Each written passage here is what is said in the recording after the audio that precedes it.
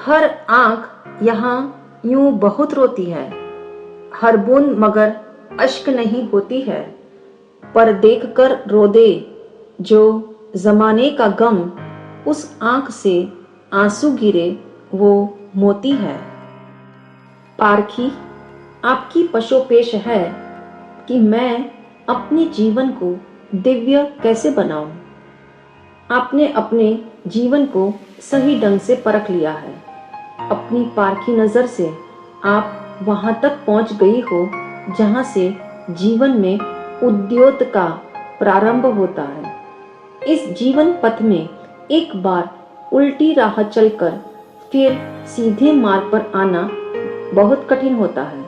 कहते हैं जीवन की अनंत संभावनाओं पर एक ताला लगा हुआ है जिसे खोलने के लिए सही चाबी चाहिए। आपको अपने जीवन को अर्थपूर्ण और दिव्य बनाने के लिए हृदय के भीतर इस प्रभु वचन को रेखांकित करना होगा जो आपके भीतर रही हुई दिव्यता और भगवत्ता के द्वार खोलेगा। वह अनमोल जिन वचन है, जम इच्छसी अपनत्तो, जम चन इच्छसी अपनत्तो, तम इच्छस परसौ एतो जिन शासनम। अर्थात जो तुम अपने लिए चाहते हो वैसा ही सबके लिए चाहो, और जो तुम अपने लिए नहीं चाहते हो वह दूसरों के लिए भी मत चाहो। जैसे कोई आपका अपमान करे तो आपको अच्छा नहीं लगता, सभी आपका सम्मान करे यही आपको पसंद है। इसी प्रकार इस संसार में सभी को ऐसा ही अच्छा लगता है। सभी की मंशा यही होती है, मैं चाहे दूसरों के साथ झूठ बोलूं पर कोई मुझसे झूठ न बोले। मैं भले ही कटु वचन बोल लूं परंतु कोई मेरे साथ कटु भाषण न करे। मैं चाहे दूसरों से रिश्वत ले लूं पर कोई मुझसे रिश्वत ना ले। इससे यह बात स्पष्ट हो जाती है कि सबको अपने लिए नीति और सत्य ही पसंद है। अपने लिए प्रत्येक व्यक्ति मैत्री, प्रेम, क्षमा, करुणा, दया और सम्मान चाहता है। एक चोर भी जब चोरी का माल साथियों में विभाजित करता है तब वह कहता है, आओ हम सब मिलकर इसे नीति पूर्वक बांट लें। वे अनीति से प्राप्त धन को नीति से ही बांटना पसंद करते हैं। यदि कोई व्यक्ति अपने जैसा समझकर उनका हित चाहे और उन्हें दुखी करना न चाहे तो यह उसके हाथ की बात है। परंतु कोई व्यक्ति दुनिया के सभी जीवों का अन्न, वस्त्र और मकान देकर सुखी करना चाहे तो यह उसके हाथ की बात नहीं है। प्रत्येक मानव की आंतरिकता यही है, अपने लिए सब कुछ अच्छा ही पाना चाहता है। भोजन अच्छा हो, कपड़े अच्छे हो, घर अच्छा हो, बच्चे भी अच्छे हो, प्रतिष्ठा भी खूब हो। जीवन में जो भी कुछ अच्छा, अनुकूल, सुखद हम अपने लिए चाहते हैं उसे दूसरों को भी देना प्रारंभ कर दो। जो अपने लिए प्रतिकूल है उसे दूसरों के लिए भी नहीं चाहना दिव्य जीवन का राज है। जैसे हम अपने शरीर का हित चाहते हैं तो अपने शरीर के प्रत्येक अंग की पुष्टि करके उसे सुरक्षित रखते हैं। शरीर के अंग उपांग का पोषण करते हुए हमारे मन में कभी यह विचार नहीं आता कि आज मैंने अपने पैरों को मजबूत करने के लिए भोजन किया, यानी मैंने पैरों पर उपकार किया। जब हम भोजन करते हैं तो आंखों का, कानों का और प्रत्येक अंगों का हित स्वयं में हो जाता है। ठीक इसी प्रकार यदि हम दूसरों का भला करते हैं तो उनके ऊपर उपकार नहीं करते, अपितु अपना ही हित करते हैं। महापुरुष इस जगत के समस्त जीवों को अपने जैसा मानते हैं और उनके साथ मित्रवत व्यवहार करते हैं। आप भी सभी जीवों से प्रेम करो, क्योंकि प्रेम के बिना मित्रता नहीं हो सकती। जीवन को सबसे अधिक सुवास और मिठास देने वाला तत्व प्रेम ही है। जैसे प्राणवायु शरीर का आधार है, ऐसे ही प्रेम आत्मा की खुराक है। इंसान का सच्चा पथ वही है जो उसे प्रेम पूर्वक जीने का रास्ता देता हो। सच्चा ग्रंथ भी वही है जो इंसान के बीच की दूरियां घटाता हो और सबके बीच मोहब्बत का चिराग जलाता हो। प्रेम प्रकृति की ऐसी व्यवस्था है जहां प्रेम के बदले प्रेम ही लौटा करता है। आज लोग प्रेम की बातें करते हैं पर प्रेम नहीं करते। प्रेम का अर्थ है दूसरों के हित की चिंता करना। ऐसा प्रेम जगत के सभी जीवों के प्रति जगाना चाहिए, तभी संसार की समस्त आत्माओं के साथ मैत्री भाव स्थापित किया जा सकता है। मैत्री भाव को इत्र की उपमा दी गई है।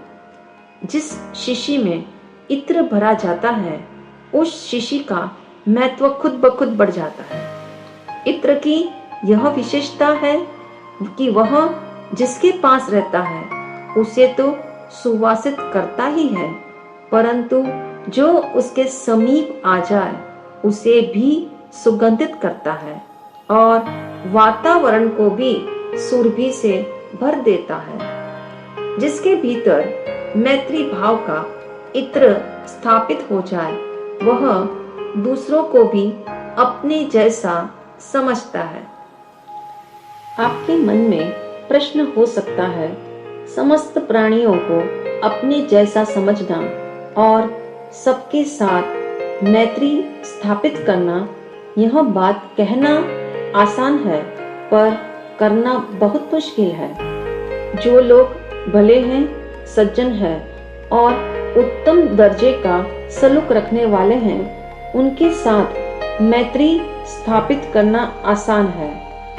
उनका हित चाहने के लिए ये मन तैयार हो जाएगा, किंतु जो हमारा हित नहीं चाहते, ऐसे दुर्जन लोगों के साथ प्रेम या मैत्री का संबंध स्थापित करना बहुत कठिन है। इसके लिए अपने मन को कैसे तैयार किया जा सकेगा?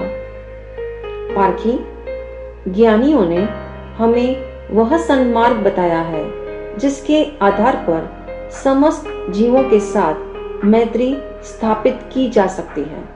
इसके लिए हमें अपनी नजर का जाविया बदलना होगा। आत्मा की विकसित और अविकसित अवस्था को जानना होगा। अपनी दृष्टि को आत्मा की अविकसित अवस्था के बजाय विकसित अवस्था पर टिकाना होगा। जैसे बीज वृक्ष की अविकसित अवस्था है, परंतु वृक्ष बीज की विकसित अवस्था है। बीज में वृक्ष की विराटता को देखना मुश्किल है, क्योंकि बीज अभी अविकसित अवस्था में है।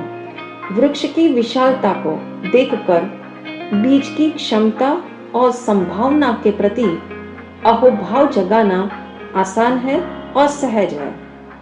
ठीक इसी प्रकार संसार की आत्माएं बीज रूप है और परमात्मा वृक्ष के समान है। संसार की सभी आत्माएं दोष और दुर्गुणों से युक्त होने से बीज के समान अविकसित है, इसलिए उनमें परमात्मा के दर्शन करना मुश्किल है। परंतु अनंत गुणों से युक्त परमात्मा को देखकर उनकी बीज रूप अवस्था एक दिन संसारी आत्मा थी, यह जानकर संसारी आत्माओं के प्रति मैत्री भाव जगाना आसान हो सकता है। जिस दिन ऐसी दृष्टि प्राप्त हो जाएगी, उस दिन पत्थर में प्रतिमा के दर्शन होंगे, बीज में वृक्ष दिखाई देगा और झरने में नदी के दर्शन होंगे। इसी प्रकार आत्मा में परमात्मा के दर्शन होने लगे तो समस्त आत्माओं के साथ मैत्री संबंध स्थापित हो सकता है।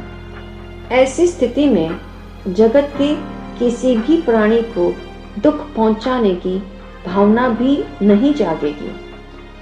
इस संसार में सुख देने की चाहत भले ही सभी की न हो, किंतु किसी भी जीव को दुख न पहुंचाने के भाव सभी रख सकते हैं। यदि इस बात के लिए भी मन तैयार हो जाए तो बुरे से बुरे व्यक्ति के साथ भी मैत्री भाव का संबंध जोड़ा जा सकता है। आपने देखा होगा, इस जगत में 1000 रुपये का नोट चाहे कटा हुआ हो, गंदा हो, पुराना हो और कई जगह से मुड़ा तुड़ा भी क्यों न हो, परंतु उसके मूल्य में कोई फर्क नहीं आता। बाजार में वह नोट उसी रूप में चलता है। ठीक उसी प्रकार संसारी आत्मा चाहे हिंसक हो, मायावी हो, विश्वासघाती हो, दंभी हो, पापी हो, परंतु उसकी परमात्मा बनने की संभावना में उससे कोई फर्क नहीं पड़ता। धर्म के क्षेत्र में उनका मूल्य आज भी उतना ही है, क्योंकि उनकी आत्मा में परमात्मा बनने की शक्ति है। इतिहास इस बात का साक्षी है। अर्जुन माली जैसी अनेक आत्माओं ने उसी जन्म में परमात्मा पद को प्राप्त किया, बीज से वृक्ष तक की यात्रा को संपन्न किया। यदि आपके मन मस्तिष्क में दिव्य समझ का यह गणित फिट हो जाए तो न मन किसी आत्मा का तिरस्कार करेगा और न किसी से घृणा, द्वेष या वैर करेगा, बल्कि हर स्थिति में स्थित आत्मा को अपने जैसा समझेगा और अपने लिए किसी को भी कष्ट देना नहीं चाहेगा। प्राचीन काल की एक प्रेरणास्पद कथा है। घटना उस समय की है जब एक राजा अपने दल बल और सैन्य के साथ युद्ध करने के लिए निकला था। शत्रु पर विजय प्राप्त करके लौटने का उसका संकल्प था। अपने राज्य की सुरक्षा के लिए वह युद्ध करना चाहता था, किंतु उसकी दिल की गहराई में रहम के बीज छिपे हुए थे। एक दिन भयंकर लू चलने से सारा वातावरण ताप से तप्त था। तब न जाने क्यों एकाएक राजा की आंखों में बहुत जलन होने लगी। अक्षी वेदना इतनी बढ़ गई कि पीड़ा असह्य होने लगी। उपचार के लिए चारों तरफ से अनेक वैद्य हकीम बुलाए गए।